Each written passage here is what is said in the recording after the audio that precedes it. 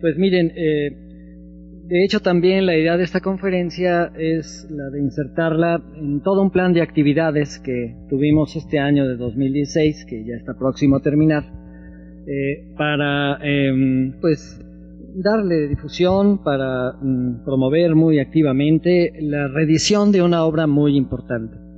Esa obra es el libro de 1941 intitulado La persona humana y el Estado totalitario, como han venido escuchando, cuyo autor fue el filósofo mexicano Antonio Caso. Esta obra fue publicada originalmente en 1941, hace 75 años. Y pues desde luego la propuesta central de lo que hoy ustedes escucharán, de la plática de hoy y de incluso la intención, el proyecto de reeditar este libro, es destacar que es una obra muy importante para nuestro país, para la cultura nacional y para la cultura incluso internacional, mundial, que lamentablemente no ha sido bien ponderada, no ha sido suficientemente conocida, divulgada en estos ámbitos nacional e internacional. Es una obra que, como les digo, fue editada originalmente en 1941 y su siguiente reedición apareció obviamente en las obras completas de Antonio Caso. Aquí traigo el volumen, es el volumen 8 de las obras completas de Antonio Caso, pero este libro es de 1975 y tampoco volvió a ser reeditada, ¿no? Toda esta colección de obras de Antonio Caso. Entonces, pues la edición más reciente del libro que hoy comentaremos y que está saliendo a la luz este año es de hace 41 años también, no hace poquito. Pero este año afortunadamente pudimos reeditar el libro.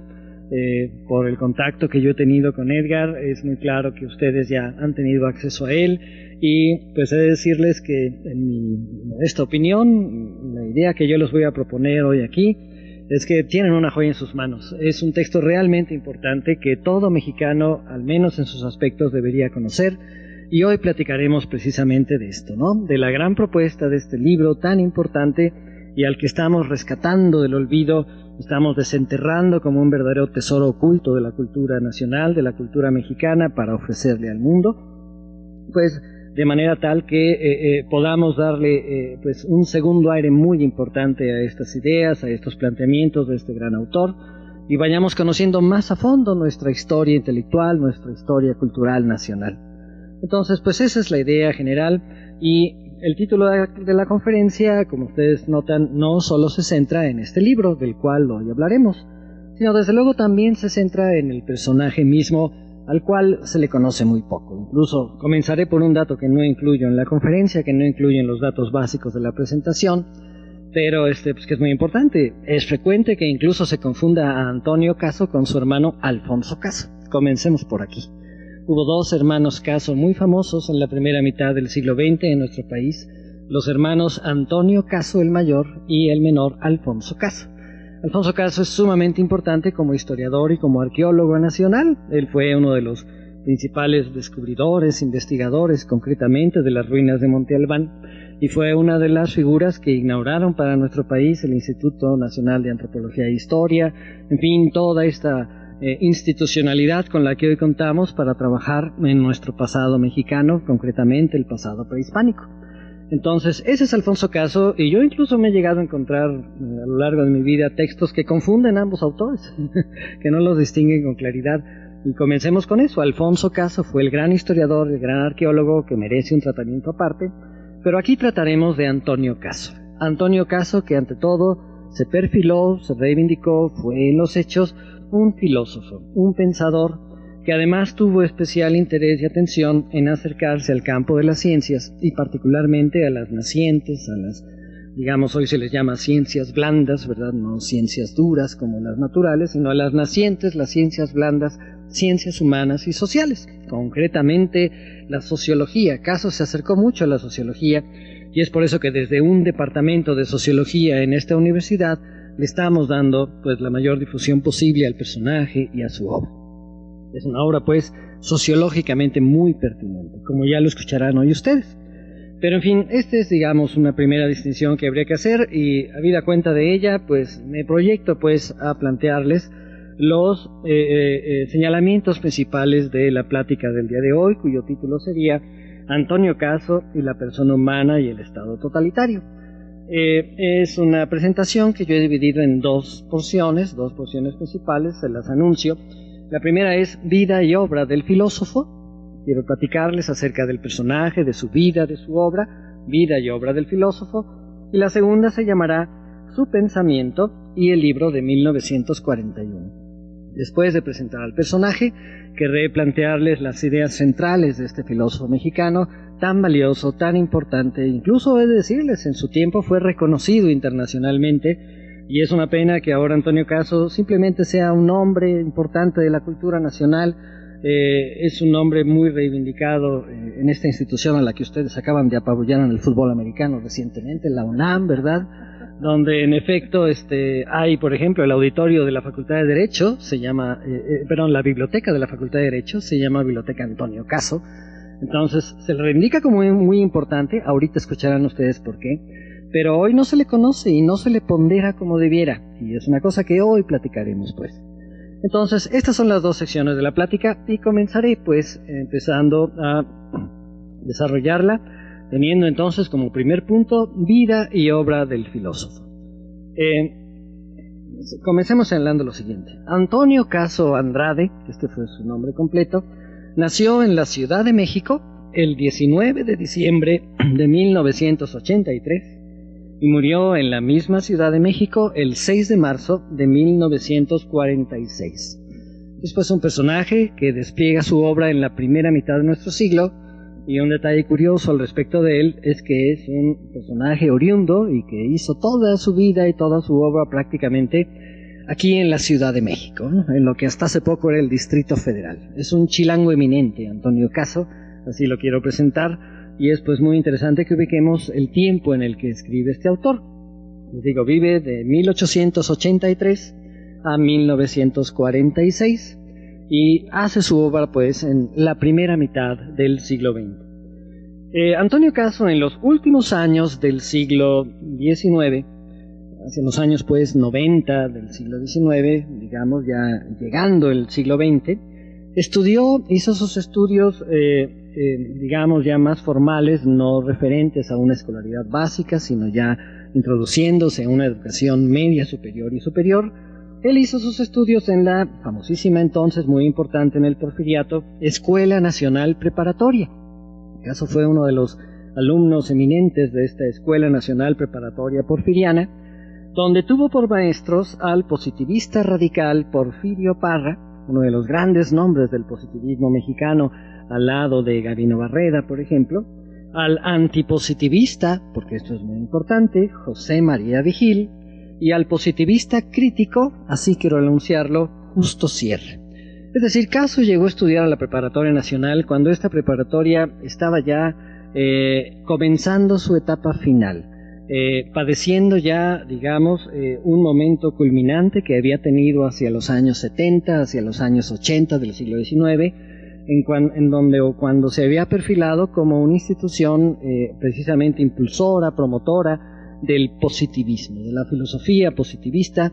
Recordemos que la Escuela Nacional Preparatoria es creada en 1868-67 para que arrancara en 68 por Gabino Barrera, el mexicano que tuvo la fortuna de ir a estudiar a París y escuchar directamente a Augusto Comte y traer a México sus doctrinas, que serían recibidas por los liberales mexicanos al mando de Benito Juárez y después por Porfirio Díaz. Y entonces Caso estudia en esta institución, ya pues en una etapa final donde la institución va padeciendo los embates de corrientes antipositivistas. Por eso he destacado a uno de los maestros relevantes de Antonio Caso. Caso se formó en el corazón, en el núcleo duro del positivismo de la Escuela Nacional Preparatoria con Porfirio Parra, pero también fue alumno, fue discípulo, así lo dice en sus textos, de José María Vigil, que es un personaje porfiriano muy interesante, porque este personaje porfiriano no fue positivista, fue antipositivista, declarándose él mismo liberal. Una cosa muy interesante de José María Vigil, que tal vez podamos platicar en otra ocasión, es que fue un mexicano que dijo algo que hoy todavía causa sorpresa. El positivismo no era liberal y el liberalismo no era positivista. Pero en fin, las singulares ideas de Vigil van a influir sin duda en la obra de Antonio Caso, como el personaje antipositivista que fue José María Vigil. Y también tenemos como maestro de caso en la preparatoria, ahí se estableció una relación que duraría toda la vida de los personajes, la de uno de ellos ya próxima a su fin. Se estableció la relación entre Caso y Justo Sierra.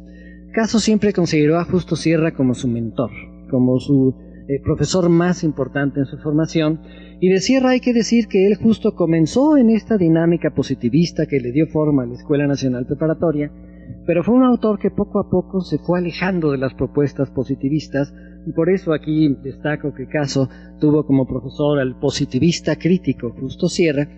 De Sierra, Caso va a retomar una serie de ideas fundamentales, y bueno, pues es importante también destacar esto, la relación tan estrecha, tan profunda que hubo entre Sierra y Caso, relación que acaba pronto en la vida de Caso porque Sierra muere en 1912.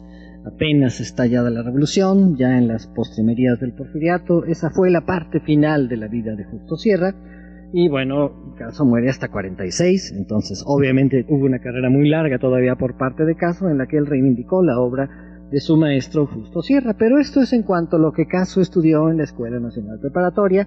Después hay que apuntar, sí, como un dato que les traigo preparado, que alrededor de 1900, ya al terminar sus estudios preparatorianos, Caso hizo sus estudios en la Escuela Nacional de Jurisprudencia, donde se recibió de abogado, donde se recibió de licenciado en Derecho. Escuela Nacional de Jurisprudencia, y hablo de alrededor de 1900, Caso terminará sus estudios hacia 1905, 1906, por ahí, ¿verdad? Y hay que destacar una cosa muy importante que ahorita saldrá a la luz. Entonces no existía en México la Universidad Nacional de México, que agrupaba estas importantes escuelas nacionales, como se les llamaba, la Escuela Nacional de Medicina, la Escuela Nacional de Jurisprudencia, por eso se creó la Escuela Nacional Preparatoria, pero ellas todavía no estaban reunidas en lo que sería la UNAM. Eso va a venir después y Caso va a participar ahí, como ahorita escucharemos. Pero el asunto es que Caso estudia en la independiente, en la estable, pero que no formaba parte de una universidad general, Escuela Nacional de Jurisprudencia, se recibió en Derecho. Y ustedes se preguntarán, pero ¿cómo si él quiso ser filósofo, se hizo filósofo porque estudió Derecho? Pues es que no se podía estudiar en el México de aquella época, no se podía estudiar letras, no se podía estudiar filosofía, no se podían hacer estudios específicamente humanistas, como ha narrado Alfonso Reyes, este otro gran compañero de armas, colega importante de Caso en el Ateneo de la Juventud. La Escuela de Derecho era entonces el reducto de las humanidades y de las inquietudes en materia política y social.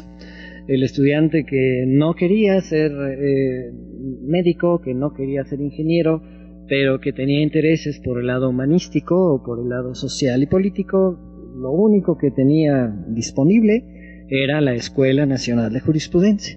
Entonces, esto es bien notable, ¿no? Autores como Vasconcelos, como Reyes, como Caso, todos ellos fueron abogados. Curiosamente, fue la educación universitaria que pudieron tener, y sus respectivas obras ya en otras disciplinas las hicieron de una manera autodidacta. Esto es importante señalarlo. Pero bueno, a partir de ahí decimos que desde 1906 y hasta 1914, Caso colaboró activamente con José Vasconcelos y Alfonso Reyes en todo un movimiento antipositivista que impulsaron los jóvenes intelectuales de la época, ¿verdad? Un movimiento antipositivista y culturalista le llamó Alfonso Reyes. Alfonso Reyes dijo: este movimiento de la juventud de la época era ante todo un movimiento culturalista en el sentido de que se trataba de reivindicar, de traer a México, de insertar a México también en una cultura universal, salirse de los moldes del positivismo e insertar a México en una cultura más amplia, más allá de la positivista. Y todo este movimiento antipositivista y culturalista, a ese movimiento el propio Alfonso Reyes le llamó la generación del centenario, así se le identificó a todo este grupo. En ese grupo no solo estaban los tres personajes aludidos, había muchos más y de muchas áreas. Estaba el pintor Diego Rivera, estaba el músico Manuel María Ponce, en fin, los llamados jóvenes intelectuales mexicanos de la época antipositivistas, que por cierto también hay que decir ya no eran tan jóvenes, ¿no? Ya no eran tan jóvenes, no eran jovencitos como afortunadamente son ustedes todavía, ¿verdad? Ya era gente que había terminado sus estudios profesionales, que se estaba abriendo a la vida y llegando a posiciones importantes en nuestro país, pero esas posiciones estaban ciertamente copadas, estaban muy en buena medida aprovechadas y acaparadas, podríamos decir, por la vieja élite porfiriana, que de veras era ya vieja, ¿verdad? A don Porfirio lo habían acompañado una serie de personajes que ya para los primeros lustros del siglo XX estaban viejos, eran mayores. Entonces, pues bueno, esta generación del centenario va a promover, va a impulsar, como lo decimos, el llamado Ateneo de la Juventud, que se crea en 1909. Pero bueno, el Ateneo de la Juventud realmente a lo que incorporaba era a adultos jóvenes, no tanto a jóvenes propiamente, jóvenes digamos apenas llegando a sus 20 años, sino jóvenes ya más bien aproximándose a sus 30, adultos jóvenes. Ellos formaron el Ateneo de la Juventud en 1909. Las grandes figuras nacionales de ese Ateneo ya las he estado mencionando: Alfonso Reyes, José Vasconcelos, Antonio Caso. Y conscientes estos autores de que no eran tan jovencitos, en el año 1912 le cambiaron el nombre del Ateneo de la Juventud a ahora Ateneo de México. Esto sucedió en 1912 para que, como lo hemos apuntado, hacia 1914 se extinguiera naturalmente, muriera el famoso Ateneo de la Juventud, porque este movimiento empezó a rendir frutos que ahorita ustedes escucharán. Se empezó a perfilar, a proyectar hacia otras instituciones que ahorita empezaremos a mencionar, y donde participa la generación del centenario, donde participan estos jóvenes porfirianos que están viviendo ya tiempos que son las verdaderas vísperas de la Revolución Mexicana, las vísperas del fin de un régimen que es el porfiriato. Bueno, entonces damos el dato en nuestra plática de que cuando en 1910 Justo Sierra reorganizó la Universidad Nacional de México, Antonio Caso fue su primer secretario general. Y este dato es relevante. Estas escuelas profesionales dispersas que había de ingeniería, de medicina, de jurisprudencia, en fin, se reunieron finalmente en 1910, fue una de las últimas grandes acciones educativas del porfiriato, a instancias, a iniciativa y precisamente por el trabajo del ministro de Educación, Justo Sierra. Se unieron todas esas escuelas en la Universidad Nacional de México. Así se le llamó, todavía no tenía en su nombre aquello de autónoma. No era la UNAM, era la UNM, ¿verdad? La Universidad Nacional de México, ¿sí? 1910. Y bueno, debemos destacar que el primer secretario general, no rector, uno de los primeros rectores salieron precisamente de la élite porfiriana, pero el primer secretario general de la Universidad Nacional fue Antonio Caso, que para entonces, si él había nacido en 1883, estaba llegando hacia sus 30 años, ¿no? Tenía 27 años, era un joven intelectual, ¿verdad? Ya no un jovencito, pero sí joven en el contexto de ese porfiriato ya caducando, ya terminando en francas vísperas de la Revolución Mexicana, del estallido de la Revolución.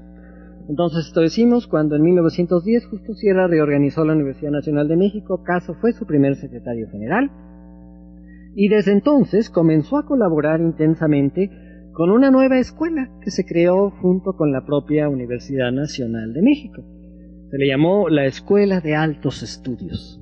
Y esta Escuela de Altos Estudios justo estaba pensada para darle cabida a las humanidades.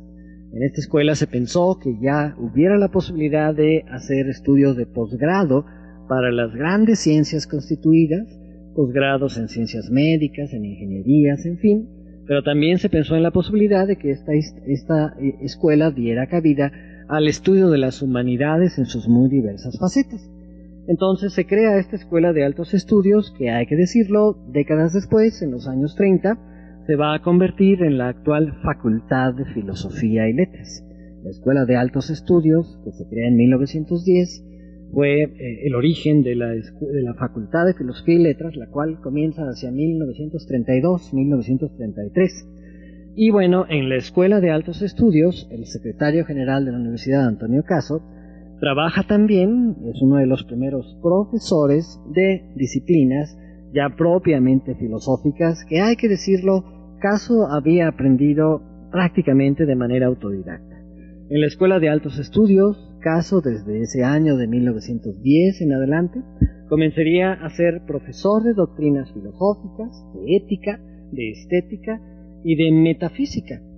Y desde luego, poco tiempo después de creada la institución, Caso llegó a ser director de la Escuela de Altos Estudios. Esto sucedió hacia 1919, por ahí ya llegó a ser director él de esta escuela.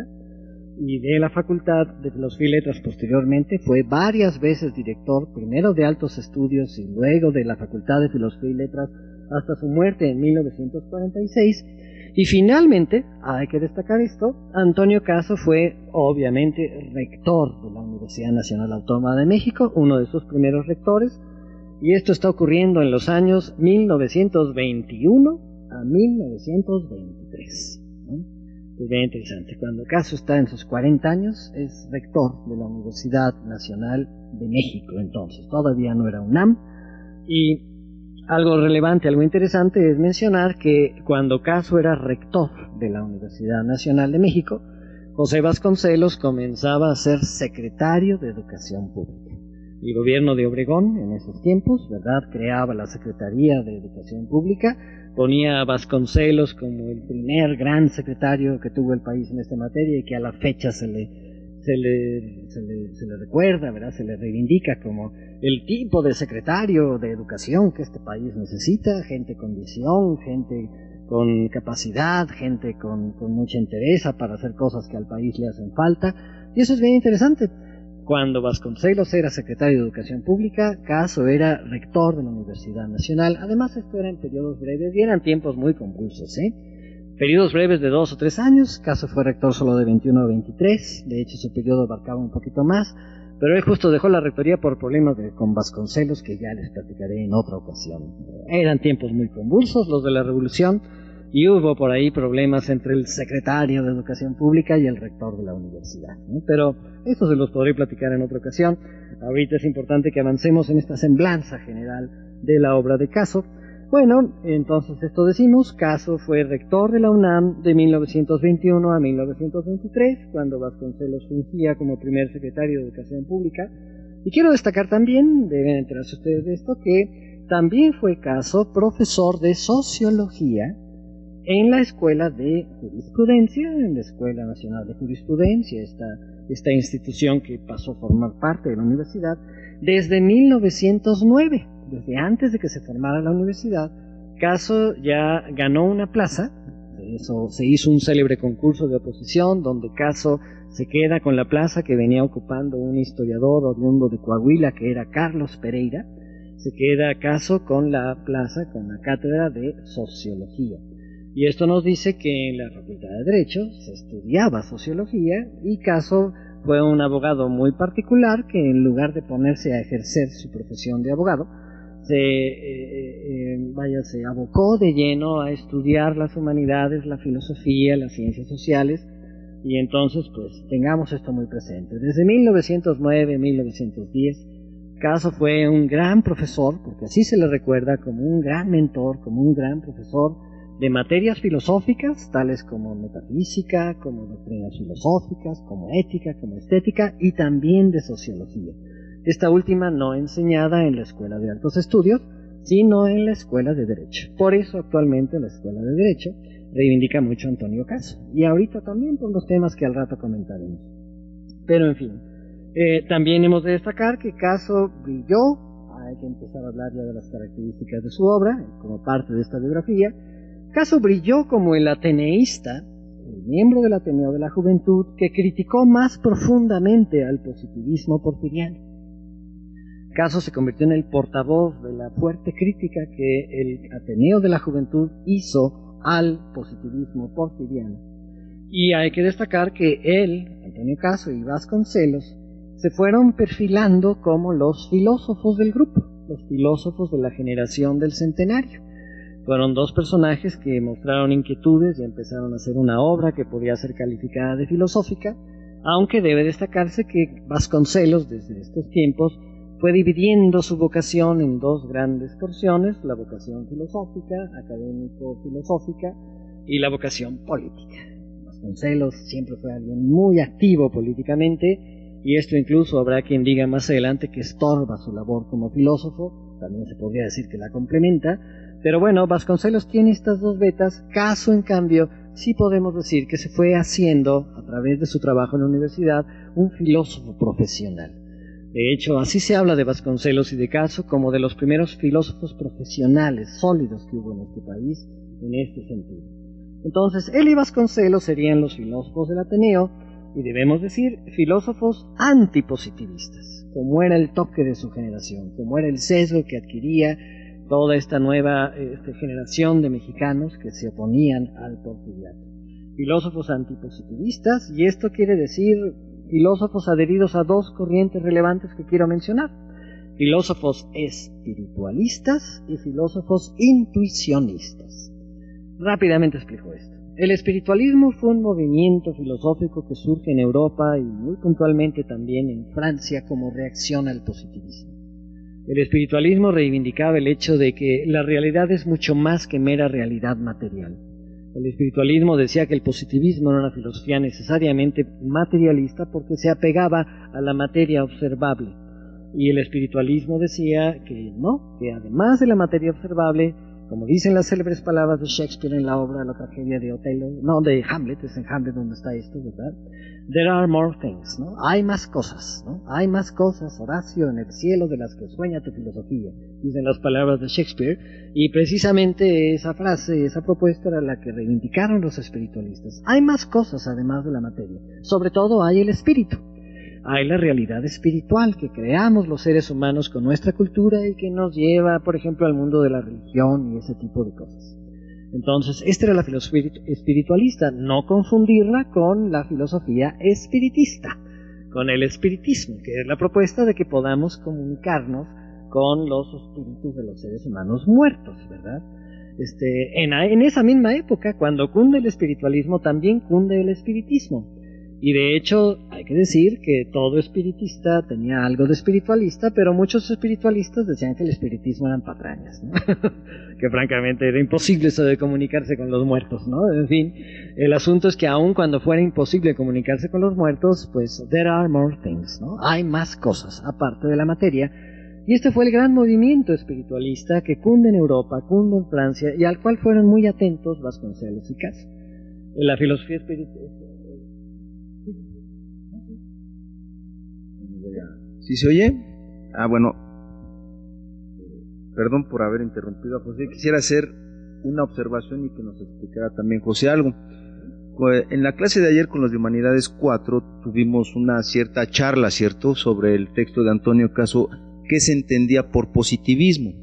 Yo creo que los demás compañeros, tal vez de los demás grupos, no tuvimos la oportunidad porque, pues ya ven, está cerrado el Politécnico, hasta apenas hoy se abrió, ¿verdad? Entonces me gustaría que José, nos gustaría, para poder entender bien como que estos enfrentamientos, vamos a decir así, académicos, realmente un poquito más profundizar qué es el positivismo, para poder entender bien entonces esta cuestión espiritualista, claro, sí, ¿verdad? Porque el positivismo le apunta a lo que es la ciencia como tal, así la ciencia metódica, calculadora, fría, lógica. Y bueno, ya lo que viene explicando José, Antonio Caso forma parte de otra corriente que es, ahorita lo mencioné, es lo que yo quisiera retomar al último, el tema del espiritualismo, pero si pudieras explicar un poquito más la cuestión, palabras, insertándola en la presentación, en fin. Miren, sí, positivismo es una filosofía de la ciencia, una imagen de la ciencia, una propuesta de qué es la ciencia que cobra forma en la Europa del siglo XIX a partir del autor francés Auguste Comte. Para el positivismo, la ciencia es una investigación fundamentalmente empírica orientada a descubrir leyes que nos permitan controlar la realidad. Esa es la gran propuesta positivista, y es muy sólida, y es muy válida, porque realmente esto ocurre. El ser humano observa la realidad, descubre leyes, y esas leyes le permiten controlar la realidad. El asunto, el problema, es que la ciencia puede ser mucho más que eso. No nada más es descubrir generalidades y luego aprovecharlas para controlar al mundo. La ciencia hace eso y mucho más. Desde los tiempos del positivismo, el mundo científico, parte de él se reconoció como positivista, pero parte del mundo científico no se reconoció como positivista, diciendo, hacemos eso pero hacemos más. Y en estos fuertes debates, ¿verdad?, y llegando el positivismo a adquirir la gran importancia que tuvo, no solo filosófica, sino incluso cultural, porque a partir de la propuesta que les digo, el propio Comte empieza a hacer una serie de propuestas tremendas, ¿no?, que acaban con la idea de que el mundo marcha hacia una era positiva, pasando por la era teológica y la era metafísica, en fin. Y esta fue una propuesta que se convierte incluso en una propuesta política que acaba en las banderas de muchos países del mundo. Recordemos que la bandera de Brasil dice debajo de su mundito, ¿verdad? En palabras en portugués, orden e progresum, ¿verdad? Así de importante fue el positivismo. Y aquí en México, esa era la idea de los positivistas como barreras sumados al porfiriato. Vamos a hacer aquí la sociedad científica, científicamente diseñado. Incluso el pueblo así le llamó, medio en respeto y medio en burla, a los funcionarios de don Porfirio, los científicos. Ellos saben cómo, ¿no? Y luego vendría otro gran científico en la historia del México del siglo XX, ¿no?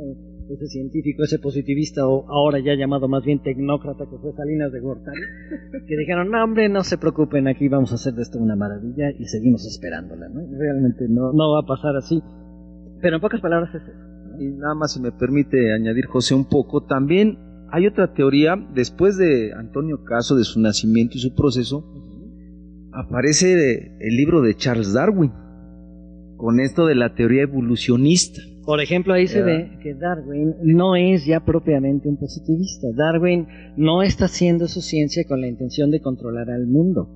Está haciendo su ciencia con la intención de ver bajo qué leyes se somete, pero consciente además de otros aspectos al lado de la cuestión de las leyes que se pueden descubrir, ¿sí?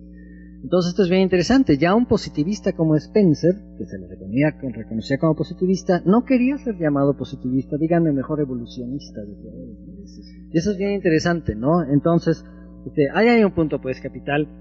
Yo lo que estoy destacando es que él y Vasconcelos serían los filósofos del Ateneo, filósofos antipositivistas, espiritualistas, intuicionistas, iba también a esto, intuicionistas. Aquí hay otro punto también de crítica al positivismo. El intuicionismo fue una filosofía que surge junto con el espiritualismo, reivindicada por casi los mismos personajes. Hay, por ejemplo, este gran filósofo francés, Henri Bergson, considerado, digamos, el gran propositor, ¿verdad?, el gran reivindicador de una propuesta intuicionista, que lo que reivindica es que, y miren, y esto es bien interesante como crítica al positivismo, no solo se conoce con la observación empírica, la observación sensorial, que nos permite encontrar regularidades. También se conoce, y esto defendió el intuicionismo, a través de la intuición. ¿Y qué es la intuición? La capacidad para captar las esencias, que no solo depende de los sentidos físicos, sino que hace intervenir otras capacidades mentales humanas, y esto de la intuición es una cosa pues muy especial, muy singular, reivindicada por estos filósofos, y que nos diría que finalmente la ciencia no solo se hace por observación. Los animales también observan, también ven, también perciben y no conocen el mundo como lo conoce el humano. Para que el humano conozca el mundo debe tener otras capacidades a hacer o aparte de su mera observación física o su observación sensorial. Entonces, esto reivindicaba el intuicionismo, y lo que estoy planteando es que Caso y Vasconcelos se sumaron entusiastamente a estas propuestas. Su crítica del positivismo se llevó a cabo a partir de elementos espiritualistas e intuicionistas, pero bueno, también quiero reivindicar que la crítica del positivismo llevó a Caso a esbozar en 1916 lo que se reconoce como su sistema filosófico, un genuino sistema filosófico en el que Caso trabajó toda su vida, un sistema filosófico que él expuso, desarrolló en uno de sus libros fundamentales, el libro llamado La existencia como economía, como desinterés y como caridad. Un libro que Caso publicó 3 veces a lo largo de su vida, porque era el libro más importante para él, la obra de su vida, y que trazaba todo un esquema filosófico que él trató de pulir, de llevar a cabo lo mejor posible, de modo que la propuesta de este texto, de este libro, La existencia como economía, como desinterés y como caridad, fue publicada varias veces en vida de Caso, y les doy los años que son significativos. La primera, 1916, hace exactamente 100 años, ¿sí? La segunda en 1919 y la última en 1943. En 1916, Caso anuncia, esboza lo que será su sistema filosófico en un pequeño opúsculo de pocas decenas de páginas llamado La existencia como economía y como caridad. Se dice que ahí nació la filosofía de Caso, en este opúsculo hoy considerado muy importante en la historia del pensamiento filosófico, sobre todo mexicano. En el extranjero apenas tiene noticia de esto, pero para México es importante. Y esto ocurrió hace exactamente 100 años, 1916. La semana pasada había en la UNAM una sesión de homenaje por este centenario de este textito de Caso. Lamentablemente no pude ir porque tenía yo otra cosa. Pero colegas míos en la UNAM, ¿verdad? El profesor Guillermo Hurtado y todos sus alumnos, ¿no?, estaban conmemorando los 100 años de la obra de Caso, La existencia como economía y como caridad, se le llamó entonces. 3 años después, Caso publica el mismo opúsculo, agrandado, se puede decir corregido y aumentado, con el título definitivo que da nombre, da título al libro y también da nombre a toda la propuesta filosófica de Caso. La existencia como economía, como desinterés y como caridad. Esto ocurre en 1919 y al final de su vida, en los últimos años de su vida, claro, en esos momentos Caso no sabe que va a morir pronto, pero en los últimos años de su vida él vuelve a tomar el libro, lo vuelve a trabajar, a completar y vuelve a sacar una edición corregida y aumentada en el año de 1943. Este fue el gran libro de su vida y hoy se considera la obra más importante de Caso. Sin embargo, escuchen, Caso escribió durante su vida muchos otros libros, no solo ese. Entre ellos, y aquí les va una lista muy interesante, su primer libro importante se llamó Problemas Filosóficos, del año 1915. Justo en este libro están contenidas las principales, las más fuertes críticas de Caso al positivismo. Luego podemos destacar discursos, desde luego viene en 1919, La existencia como economía, como desinterés y como caridad. Pero luego, 1922, interesante título, Discursos a la Nación Mexicana. Caso no solo fue el filósofo abstracto, ¿verdad?, interesado en cosas, ahora sí, literalmente metafísicas y de cosas del pensamiento, le preocupó mucho la realidad mexicana, siempre pensó mucho en México, dijo cosas muy interesantes sobre nuestro país, sobre nuestra realidad, y el primero de sus libros al respecto se llamó Discursos a la Nación Mexicana, expresión que recuperaba una expresión del viejo filósofo alemán Fichte, que había escrito en el siglo XIX unos discursos a la nación alemana. Caso escribió en 1922 sus discursos a la nación mexicana. Después, el concepto de la historia universal y la filosofía de los valores, libro que aparece en 1923 y 1933. De hecho, en 1923 aparece solo con el título de El concepto de la historia universal. Y en 1933 reaparece este libro agrandado con el título más completo de El concepto de la historia universal y la filosofía de los valores. 1933 entonces. El problema de México y la ideología nacional. 1924. Principios de estética. 1925. Historia y antología del pensamiento filosófico. 1926. Ramos y yo, 1927. Este Ramos es Samuel Ramos. Sociología genética y sistemática, de 1927 y 45. De estos 4 textos que he mencionado, 3 son eminentemente didácticos. Fueron libros que Caso hizo para enseñar a sus alumnos. Caso hizo esos libros consignando su saber, su visión, por ejemplo, de la historia del pensamiento filosófico, de los principios de estética, de la sociología, a la que llamó genética y sistemática. En fin, estos son los textos que hacen al hoy famoso, ahí tenemos esa gran calle de la colonia San Rafael, maestro Antonio Caso. Ahora, siempre que se habla de Antonio Caso, siempre se le pone el maestro Antonio Caso. Y la gente piensa que fue un gran profesor del CENTE o algo así, ¿verdad? Y claro que no, en realidad. Aquí estamos hablando de un profesor universitario que fue un gran profesor universitario. Caso era un gran orador, era un excelente orador. Una cosa irónica, de los 3 ateneístas hoy reconocidos, Caso, Vasconcelos, Reyes, hoy el menos conocido es Caso. Porque Vasconcelos hizo historia como político, Reyes hizo historia como literato, fue nuestro primer candidato mexicano al Nobel, Borges lo promovió, no le dieron el Nobel a Reyes, pero tiempo después lo obtendría Octavio Paz, ¿verdad? Y hoy Caso no es conocido. Sin embargo, en estos tiempos, que les estoy platicando, los años 10, los años 20, Caso era el más conocido de los ateneístas, porque Caso era un gran orador. Así como Vasconcelos reconoció, no, yo soy pésimo para hablar en público, yo no soy un buen orador, Caso era un gran orador, daba unas clases de filosofía muy bonitas que llenaban auditorios completos, ¿verdad? Tanto de sus estudiantes como de gente que se acercaba a oírlo porque hablaba muy bonito. Fue el famoso maestro Antonio Caso, eso deja el nombre, ¿verdad? Deja el término ya para la historia. Y los títulos que les acabo de mencionar hablan de ese maestro, y aquí hay un título interesante de 1927 que les destacaba: Ramos y yo, Samuel Ramos y yo. Este libro, ¿qué es? Es una respuesta de Caso a Samuel Ramos a partir de un texto que en ese 1927, el texto se llamaba escuetamente Antonio Caso, que publica Samuel Ramos criticando tremendamente a Antonio Caso. Y entonces Ramos reaccionó a esa crítica escribiendo un opúsculo, un pequeño librito que se llama Ramos y yo. Y al rato les cuento más de esta polémica, de este enfrentamiento de Samuel Ramos y Antonio Caso.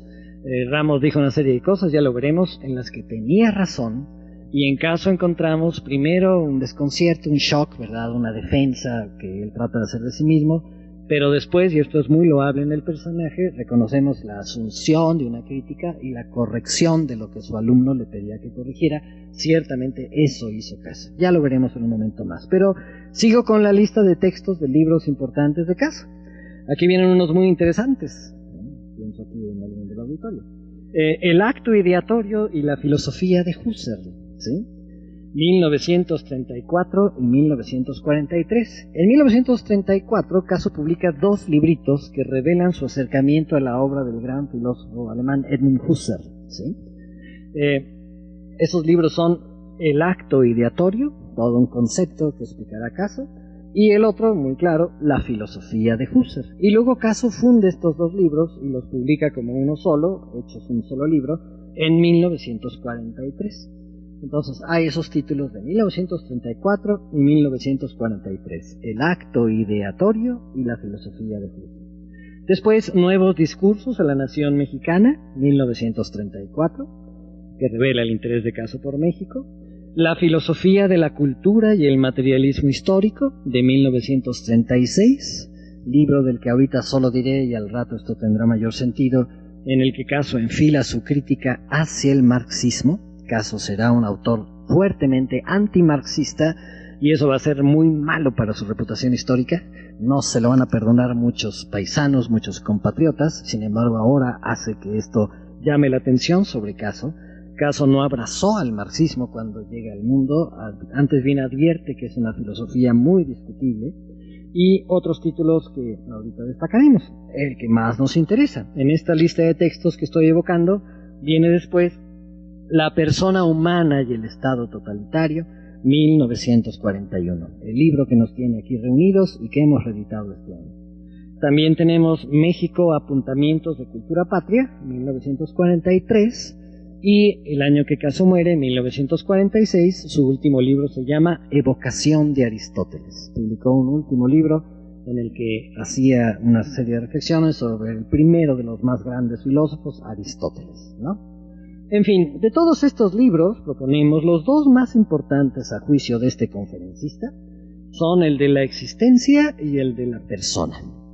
Enrique Krause, nuestro historiador mexicano, sugeriría que Antonio Caso escribió una existencia como economía, como desinterés y como caridad, pero que le faltó escribir, por desgracia, una existencia como libertad. Entonces yo propongo, y lo he publicado así abiertamente, que ese acerto es discutible y es falso. Caso sí escribió una existencia como libertad y su nombre es La persona humana y el Estado totalitario, el libro que hoy nos reúne. 1916 entonces, habida cuenta del recuento de libros que acabamos de hacer, se cumplen 100 años del opúsculo de 1916, La existencia como economía y como caridad, 75 años, como ya dijimos, de La persona humana y el Estado totalitario, y 70 años del fallecimiento de Antonio Caso, que murió en 1946, y son 70 años ahora, en el 2016. Pero quiero ir cerrando esta primera parte de vida y obra del personaje con las siguientes consideraciones. Hoy hay un problema con el maestro Antonio Caso, planteamos. Comparado con su colega Vasconcelos, Antonio Caso pasa por ser hoy todavía el ateneísta conservador, el ateneísta no revolucionario, el ateneísta conservador, y por una razón inicial fundamental que la historia todavía no acaba de perdonarle a Caso, aunque tiene sus razones y ya las comentaremos. Por una razón esencial, Caso no apoyó en 1910 al movimiento maderista, sino que siguió adhiriéndose, siguió apoyando al porfiriato ya en plenas postrimerías, ya en plena decadencia. Pero lo apunto de inmediato. La explicación sería que Caso tuvo miedo en 1910 de un caos político y social que finalmente vino. Caso no se sumó al movimiento maderista porque dijo, esto se va a poner horrible. Y Caso quería otra ruta para México, no quería que cambiáramos a través de una sangrienta revolución como finalmente ocurrió. Esto lo destacaremos en un momento más. Caso siempre fue un pacifista, siempre fue un humanista, siempre rechazó la violencia, filosóficamente fundado. Esto lo hace muy especial, pero en este contexto lo convierte en un autor que entonces queda excluido del panteón de los grandes héroes intelectuales y políticos mexicanos. Caso cometió este pecado, no se sumó a la revolución, pero tuvo sus razones. Sus razones era que él quería otro tipo de transición para México, y en la coyuntura de 1910 le dio miedo sumarse al maderismo. Él en privado decía, me parece muy bien, don Porfirio ya tiene que irse, esto tiene que cambiar, y la propuesta de Madero me gusta, pero con Madero y como se van perfilando las cosas, esto se va a poner horrible. Y en fin, eso es lo que explica que Caso no se sumara al maderismo. Además de ello, no solo fue Caso un antipositivista en estos tiempos, lo cual venía bien con el proyecto revolucionario, todo lo que le dieron en la torre al porfiriato estaba muy bien, ¿verdad? Entonces, no solo fue Caso un antipositivista, sino que se volvió con el tiempo, como les estoy diciendo, les he dicho hace un momento, un antimarxista. Y su filosofía de la existencia, para colmo, para terminar, adquirió un dejo claramente cristiano filosófico. Caso no se asumiría como un católico creyente. No diría, no me confundan, no soy católico propiamente, pero sí se asumiría, sí se anunciaría, diría que él es un cristiano filosófico. Pero por todo ello es considerado un pensador conservador, y pensamos que es una consideración equivocada. Veremos que Caso no debe ser considerado hoy un autor conservador, un autor reaccionario. Al contrario, en Caso finalmente uno descubre un autor tremendamente progresista, y hoy mismo esto puede reivindicarse. Además hay una cosa importante con la que estamos rematando esta vida y obra de Caso.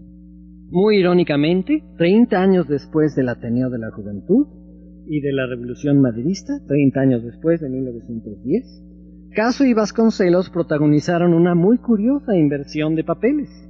El antireeleccionista de 1910, Vasconcelos, el maderista de 1910, apoyó en 1940 al nazismo de Adolfo Hitler. Y el reeleccionista de 1910, el porfiriano de 1910, Caso, impulsó en 1940 a las democracias occidentales en su conflicto con los totalitarismos de Hitler y de Stalin. Entonces, esta inversión de papeles es muy interesante.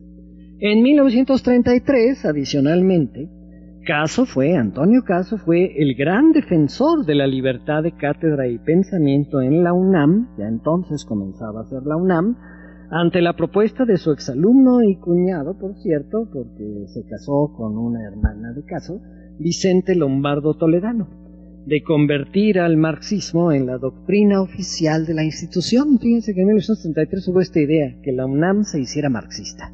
Venía Lázaro Cárdenas al poder, todo encajaba muy bien en el proyecto socialista del país. Y bueno, Caso se opuso a esto. Dijo, no debe ser así. En síntesis les digo algo importantísimo. Caso dijo, debe enseñarse marxismo en la universidad. Claro que sí, hay que estudiar a fondo a Marx y recuperarlo, pero no solo a Marx, a muchos otros autores. Y si erigimos a Marx en el autor oficial, en su doctrina, en la doctrina oficial de la universidad, le vamos a cerrar las puertas a otras formas de pensamiento, y eso no debe ser. Bueno, la propuesta de Lombardo fue aprobada por un congreso de universitarios, pero sería desechada posteriormente por el rector que llegó después de ese congreso y que dijo, no vamos a hacer lo que dijo este congreso, vamos a escuchar al maestro Caso, vamos a no cometer ese error. Y ese rector se llamaba Manuel Gómez Morín, futuro fundador del PAN. Ya estaba también en estos asuntos de la intelectualidad mexicana y era rector, abogado, conservador, muy de derecha, ¿verdad? Y obviamente él dijo, no, no vamos a hacer lo que dice Lombardo Toledano, vamos a hacer lo que dijo Caso, y hay que destacar que tanto Lombardo Toledano como Gómez Morín, de izquierda y derecha respectivamente, fueron alumnos de Caso. Caso fue un autor muy universal, cuyas propuestas daban cabida a muchas posturas ideológicas, y aquí se revela esto. Por último, se habla habitualmente, quiero destacarles esto, de dos Antonio Caso.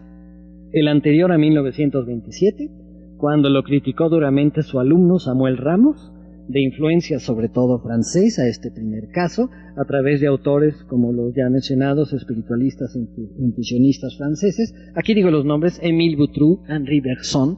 Estos fueron los autores que más influyeron en el primer caso. Y el caso posterior a ese mismo año, el de la crítica de Ramos de 1927, influido principalmente por el pensamiento alemán, de autores como el neokantiano Heinrich Rickert, el fenomenólogo Edmund Husserl o el existencialista Martin Heidegger. En una primera etapa de su vida, Caso fue un autor principalmente influido por ideas francesas y en una segunda por ideas alemanas. Finalmente, Caso hizo un pensamiento muy sólido apuntalado en fuentes muy importantes del pensamiento occidental. Y por último, para cerrar esta sección sobre la vida de Caso, y ya pasar a la siguiente rápidamente y no cansarlos mucho, las críticas de Samuel Ramos a Caso en 1927 marcharon en dos sentidos. Uno, que Caso se había anquilosado en sus admirados filósofos franceses. Esto fue lo primero que Ramos le dijo a Caso, y por eso causó conmoción su texto. Muy bonito lo que dice el profesor Antonio Caso, es un gran filósofo, es un gran maestro, pero como que ya se anquilosó, como que ya se encerró en esas ideas, y nos habla de cosas que según él son las actuales y las que hay, y en el mundo hay muchas otras ideas que él no contempla. El maestro Caso se ha anquilosado. Primera crítica a Caso. Pero la segunda es muy interesante, sobre todo para el público politécnico que nos escucha, ¿sí? Podemos decir que la segunda crítica de Ramos a Caso era que Caso promovía con su antipositivismo espiritualista una filosofía antiintelectualista definitivamente contraria a las tan necesarias ciencia y tecnología.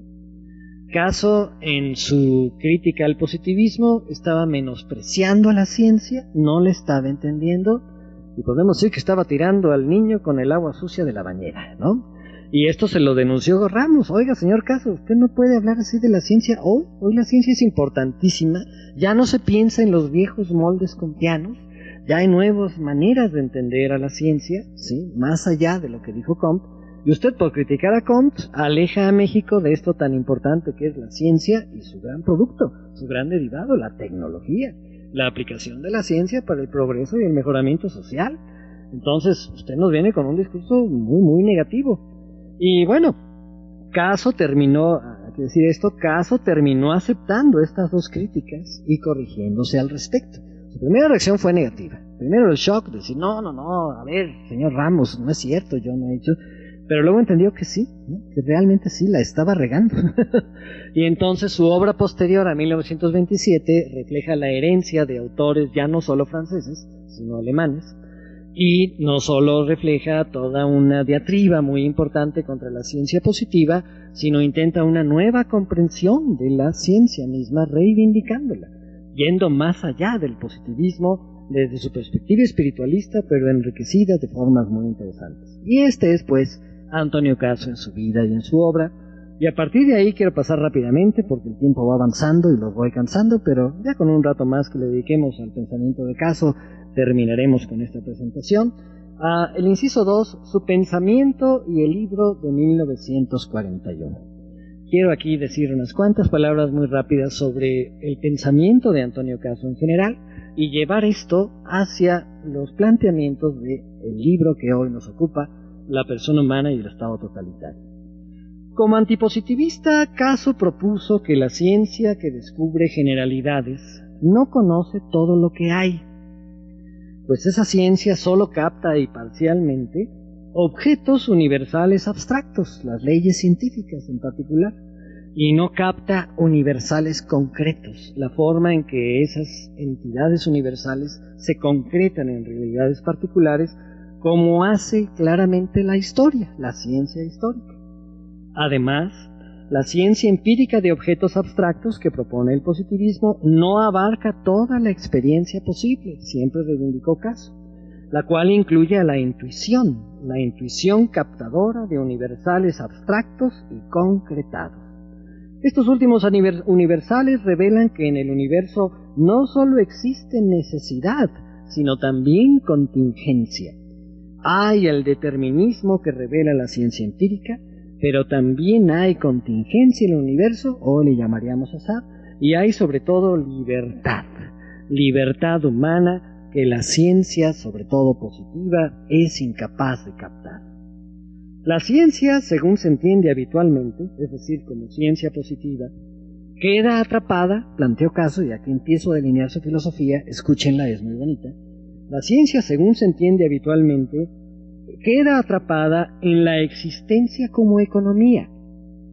La existencia como economía es la primera forma de existencia presente entre los seres humanos y que ellos comparten, los humanos compartimos con los animales. Esta existencia como economía se rige bajo la máxima económica universal de obtener el máximo provecho con el mínimo esfuerzo. Así funciona toda la naturaleza y así funciona el ser humano en principio. El ser humano ingresa a esta forma de existencia con su razón calculadora, su razón interesada, incluso su razón científica, desplegando su vida de individuo normal, de ser humano común y corriente. Todo ser humano, dijo Caso, su primera forma de existencia, y tiene que llevarla a cabo porque si no perece, es la de la existencia como economía. Buscar el máximo provecho con el mínimo esfuerzo. El interés económico, lo que más nos conviene para sobrevivir y para vivir. Esta era, decía Caso, la existencia como economía. Pero los seres humanos somos capaces también de una existencia como desinterés. Estamos desentrañando esas curiosas expresiones del título de la obra principal de Caso. Los seres humanos somos capaces también de una existencia como desinterés, por medio de la cual podemos contemplar desinteresadamente las cosas y captar su belleza. O bien hacer asimismo inútiles cosas bellas que no sirven para nada. Esta forma de existencia, que ya es exclusiva del ser humano, no la encontramos en los animales, puede ignorar la máxima económica universal, puede desentenderse de ese máximo provecho con el mínimo esfuerzo, y es la vida del artista y del esteta. Esta es la existencia como desinterés a la que puede acceder el humano, la vida del artista, la vida del esteta. Hacer cosas que no sirven para nada. Preguntaba Caso, ¿de qué sirve la novena de Beethoven? Así, pon este ejemplo. ¿De qué sirve que Beethoven se haya esforzado tanto en componer esa joya de la música universal? No sirve de nada. No tiene utilidad práctica para ningún ser humano. Pero miren todo lo que nos da. Miren con todo lo que nos conecta, ¿verdad? Claro, se puede hacer negocio con la sinfonía, en fin, ¿no? Beethoven algo habrá ganado dinero con su partitura y ahora se sigue grabando y no hay que... Pero no cultivamos la novena para que alguien gane dinero, ¿verdad? Escuchamos una y otra vez la novena por todo lo que dice. Para Caso esa era una revelación de la existencia como desinterés, que es la que nos lleva a la vida del artista y el esteta por encima del hombre común y corriente e inclusive que el científico positivo, dice Caso, llega a estar la vida del artista. El artista que lo que está haciendo es desentenderse de la máxima económica universal. El artista que no busca su máximo provecho con su mínimo esfuerzo, sino que hace cosas inútiles, pero cosas que nos dignifican como seres humanos. Y finalmente, también somos capaces los humanos de una existencia como caridad, por la que logramos sacrificarnos en bien de los demás, y podemos invertir por completo la máxima económica universal, desplegando ahora, en esta forma de existencia como caridad, el máximo esfuerzo con el mínimo provecho. Solo el humano puede hacer esto, un máximo esfuerzo con el mínimo provecho, que implica ante todo un sacrificio. Sacrificarme por otro, actuar por otro, no por mí, no para mí, sino para el otro. Esta es la existencia como caridad.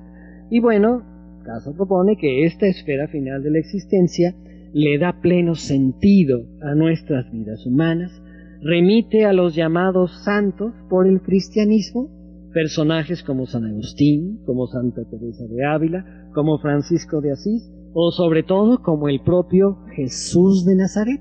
Aquí viene el cristianismo filosófico de Caso. Caso no se refería a Jesús de Nazaret como Jesucristo, como Dios hombre. No, dice, en Jesús de Nazaret tenemos a un ser humano que realiza en su máxima expresión el ideal ético y humano de toda la humanidad, ser capaces de una total, de una cabal existencia como caridad. Decía Caso, y esto era tremendamente impactante en sus días, hacía de su filosofía todo un cristianismo filosófico, que toda la filosofía universal, sobre todo de corte moral, podía resumirse en 3 palabras. No hace falta leer a Platón, leer a Aristóteles, leer a los medievales, a los modernos, a Kant, ¿verdad? Para toda la cosa de la ética. No. Hacer estas 3 cosas, hacer esta cosa que dicen estas 3 palabras que resumen toda la ética universal, especialmente de tipo moral. Imitad a Jesús, decía Jesús. ¿Quieren vivir bien, realizarse como humanos? Imiten a Jesús. Y no digo Jesucristo, advertía Caso. No digo el Dios hombre en el que creen los cristianos y los católicos. Hablo del ser humano Jesús. Imitad a Jesús. En fin, esa era la propuesta de Caso, muy cristiana filosófica, ¿verdad? Y pues esto no empata con nuestro laicismo, nuestro juarismo así muy acendrado, que luego ni es de Juárez, ¿verdad? Pero en fin. Pero el asunto es que esto hace de Caso un autor incómodo, un autor especial, pero él planteaba estas cosas con un sólido fundamento filosófico nutrido en las más grandes mentes de Europa, del mundo, de la historia, en fin, y es muy interesante.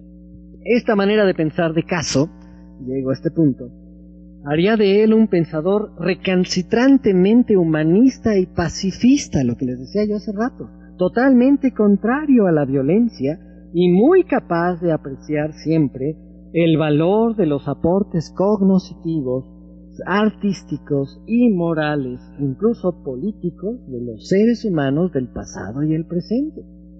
Por eso Caso, previamente al esbozo de su sistema, se atemorizó ante la inmanente Revolución Mexicana y quiso darle una última oportunidad al porfiriato.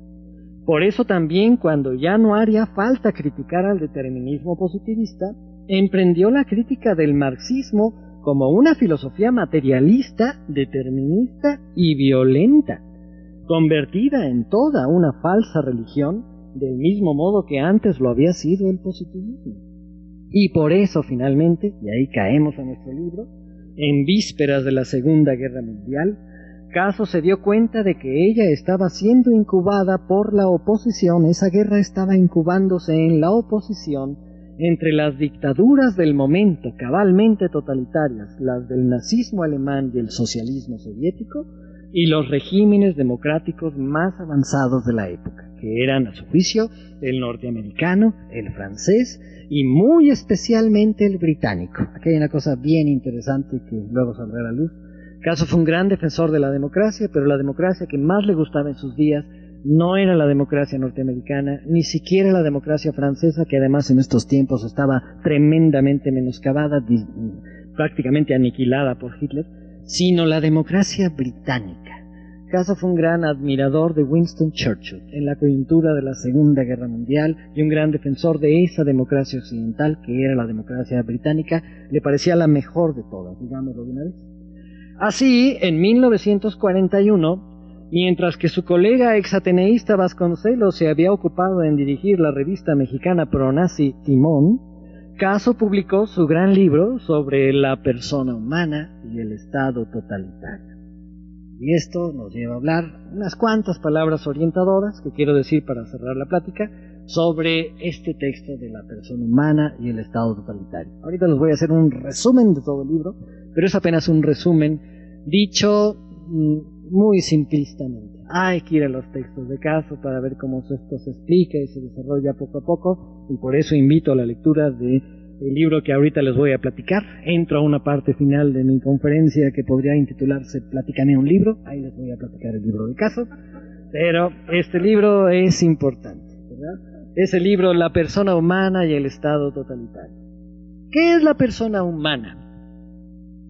Responde Caso en su libro, se hace esta pregunta: ¿qué es la persona humana? Y nos dice uno de los 3 tipos de persona. La persona humana es en principio uno de los 3 tipos de persona. Hay 3 tipos de persona: la persona humana, la persona social y la persona divina. Esta última advertirá que a lo mejor existe, a lo mejor no. Pero si existe, hay que ponerla entre los 3 tipos de persona: persona humana, persona social y persona divina. Pero la persona es en general, bueno, ¿qué es la persona? No solo la humana, sino la social y la divina. ¿Qué es la persona? La persona es en general el tercer y más valioso grado del ser, luego de, después de, la cosa y el individuo. Esto dijo Caso. En el universo hay 3 grandes tipos de cosas, de entidades: cosas, individuos y personas. Cosa es todo aquello que al fragmentarse se convierte en más cosas. Individuo es todo aquello que al fragmentarse perece o se muere. Y persona es aquello que al fragmentarse deja un hueco irrellenable en el universo. Es decir, ser persona es ser insustituible. Esta es una de las grandes frases del libro. Ser persona es ser insustituible. Las cosas son materiales e inertes y son intercambiables y reponibles. Los individuos, por lo que acabamos de decir, son claramente los organismos vivos y son igualmente reponibles. Pero las personas son insustituibles. Cuando ellas perecen, nada las puede reponer ni insustituir. Ser persona es ser insustituible. Son personas los seres humanos, dijo Caso. Cada uno de nosotros, como ser humano, es una persona, es insustituible, es única. Cuando muramos, nada va a reponer nuestra ausencia del universo. Si se muere un tigre, bueno, podemos reponerlo. A lo mejor queremos mucho a ese tigre, pero finalmente a ese tigre se podrá reponerse, ¿verdad? Ya no podemos reponer tiranosaurios, se perdieron los tiranosaurios, en fin, ¿no? Y las cosas inertes del universo ahí están cumpliendo distintas funciones, pero ellas son finalmente reponibles, intercambiables. Ser humano, en cambio, es ser insustituible. Entonces, esto dice Caso, son personas los seres humanos, que son persona humana. Pero también, fíjense qué curioso, qué importante esto, también son personas las colectividades que ellos conforman. No solo cada uno de nosotros aquí presentes somos personas humanas. La colectividad que todos formamos aquí, ahorita, en general pienso en México. Supongo, aquí podremos tener bienvenidos, que bueno, ¿verdad? Gente que venga de otros países. Ya ven que ahorita en otros países del mundo están corriendo gente que no es de su país, en fin. Pero aquí en México, aquí nosotros como mexicanos formamos una colectividad que también es persona. México es insustituible. Si desaparece México, nada va a poder sustituirlo, nada va a poder reponerlo, ¿sí? Entonces, son personas también las colectividades que conforman los seres humanos. Esas son las personas sociales. Y si acaso Dios existe, sería persona. Sería incluso la persona más perfecta de todas, sería la persona divina. Bueno, esa es la persona humana. Una persona que es un ser insustituible. Ahora bien, las personas tienen sus características, tanto humanas, sociales o divinas. Pensemos sobre todo en la persona humana. Tiene la persona humana, dijo Caso, ciertas características. Las personas, sobre todo humanas, vamos a decirlo, son, en primer lugar, racionales. Ellas son capaces de pensar y de razonar. Las personas, aparte de racionales, son espirituales. Y Caso explicaba que eso quiere decir que pueden crear valores, pueden crear ideales y actuar conforme a ellos. Tercera característica de las personas, son libres, pueden elegir y actuar en un sentido o en otro. Siguiente característica, cuarta, son morales. Dada especialmente su libertad, las personas son morales porque pueden actuar debida o indebidamente, pueden hacer el bien o pueden hacer el mal. Y así son también, sugería Caso, aunque no le parezca, pero así son también las personas sociales y acaso la persona divina, ¿sí? Pero la persona humana tiene todas estas características. Es racional, es espiritual, es libre, es moral. Las sociedades de las personas humanas son personas sociales, como ya hemos dicho, Y aquí entramos a otra parte importante del libro, social y política del mismo. Ya vamos dejando la parte de la persona humana para entrar a la parte del Estado totalitario. Las sociedades de las personas humanas son personas sociales y todas ellas aspiran a ser una república culta. Este es un concepto muy importante del libro de Caso. Las sociedades humanas aspiran a ser una república culta, la cual la república culta consiste en libertad con autoridad y con ley en el mejor equilibrio posible. Las tres características de la república culta son libertad de sus integrantes, libertad de las personas humanas, autoridad que exista en esa sociedad y ley. Ley como norma de convivencia entendida fundamentalmente entre iguales. Se logra la república culta gracias a diversos medios. Las sociedades aspiran a ser una república culta y han utilizado diversos medios para ello.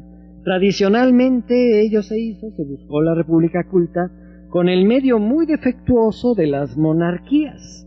Los seres humanos buscaron la república culta primero a través de sus reyes, ¿sí? Pero era un medio muy defectuoso, porque Caso reconocía que entre tantos reyes que hay, la mayoría son muy malos, y unos poquitos son buenos. Entonces es un medio muy defectuoso para conseguir la república culta, pero ahora ya puede lograrse la república culta con la democracia, planteaba Caso. Las democracias, sobre todo modernas, no solo la vieja democracia ateniense, sino las democracias, sobre todo modernas, las democracias llamadas liberales, hacen factible la libertad esencial de las personas humanas y sus corolarios políticos. Aquellos corolarios de la libertad esencial, aquellas libertades secundarias derivadas de la gran libertad metafísica esencial que tenemos los humanos, a los que Caso llamó los puntales de la sociedad. Y estas tres libertades son la libertad de pensamiento y expresión, la libertad de asociación política y la libertad para poseer bienes, la libertad para tener un patrimonio, para tener una propiedad.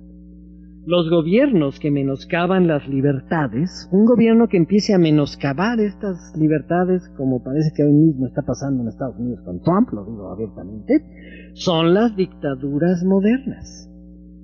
Los gobiernos dictatoriales rompen ese equilibrio de ley, autoridad y libertad, ¿verdad? Rompen el equilibrio de la república culta, se alejan de ella y concretamente atentan contra libertades de las personas humanas que forman la sociedad.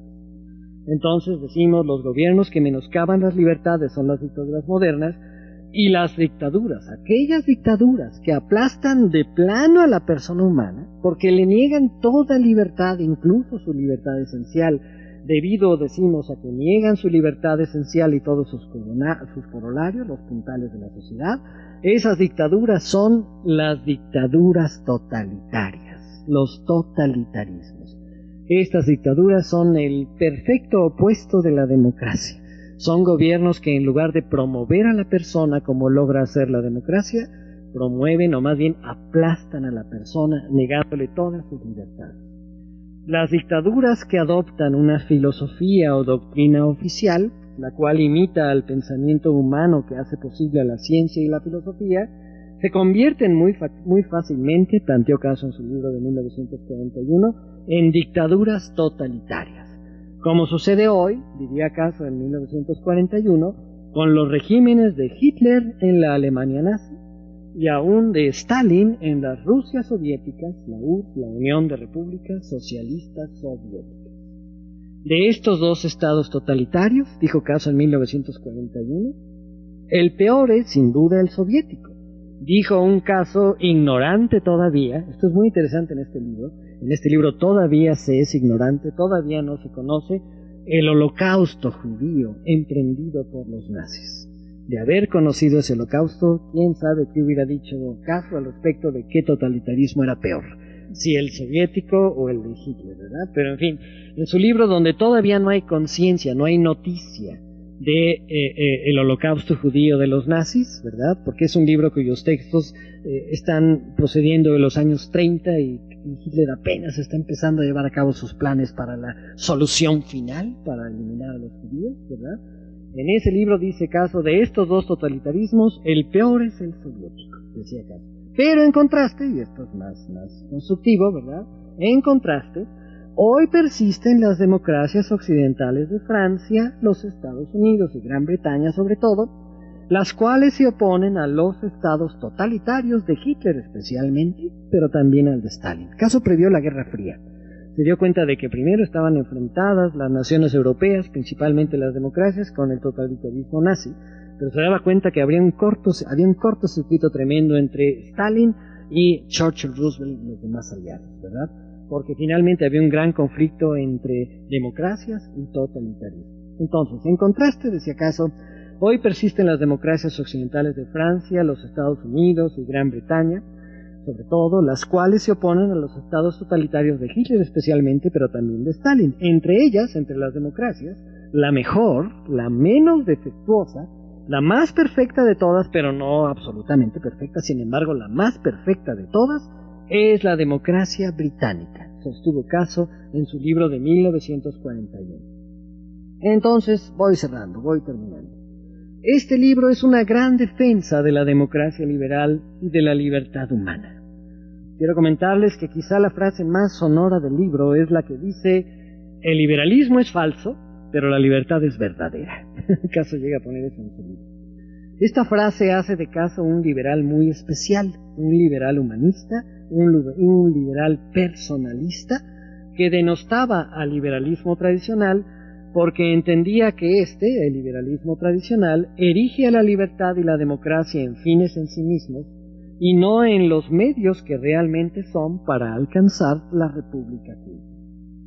75 años después de publicado este libro de Antonio Caso, el mundo se intelige mucho todavía con las propuestas que el filósofo mexicano haría en él. Sucumbieron el nazismo en 1945, un año antes de la muerte de Caso, el nazismo de Hitler, no el neonazismo que hay ahorita, ¿verdad? Y en los años 90 del siglo XX sucumbió también el socialismo ruso-soviético. Pero surgirían otras expresiones del totalitarismo en la segunda mitad del siglo XX. Dejo los ejemplos a elección de nuestro auditor. Hoy las democracias se pueden reconocer fácilmente como el medio más adecuado para alcanzar la república culta, pero ellas siempre están expuestas a degradarse en dictaduras, inclusive totalitarias. Es lo que, por ejemplo, tenemos hoy a la vista en América, desde Alaska, uno de los 50 estados norteamericanos, hasta la Tierra del Fuego, allá en Argentina, y en el continente euroasiático, desde su extremo occidental en Portugal hasta el extremo oriental en China y pues no sé qué nación, Rusia, esté por allá en Novgorod y en estos lugares al extremo oriental del continente euroasiático. Inclusive en esta misma semana, quiero cerrar con estas palabras, la democracia estadounidense pudo preservarse gracias a que perdió la candidata presidencial que era buena perdedora. Si hubiese perdido aquel o quien lamentablemente ganó, ahora mismo esa democracia estaría en problemas, ¿verdad? Y muchas gracias, eso es todo.